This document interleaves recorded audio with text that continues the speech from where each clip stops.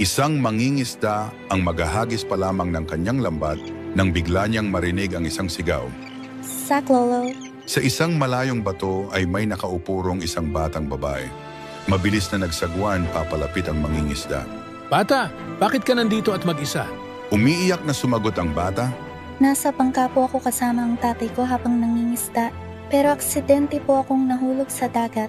Akala ko po malulunod na ako. Paano ka naman napadpad dito? Patuloy po akong nanalangin sa Diyos at naalala ko ang talatang madalas basahin sa akin ng mama ko.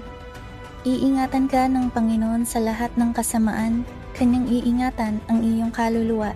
Nakaramdam po ako ng lakas, nakakapit ako sa isang piraso ng kahoy at tinanod hanggang dito. Salamat sa Diyos. Labis na naantig ang mangingisda at ligtas niyang inihatid pa uwi ang bata. Anuman ang lakas ng hangin at alon, bata man o matanda, basta taos puso kang tumawag sa Diyos, hinding-hindi kanya pababayaan. Kaya unahin natin ang Diyos sa lahat ng bagay. Kunin mo ngayon ang iyong cellphone at magpasalamat sa Diyos sa kanyang proteksyon.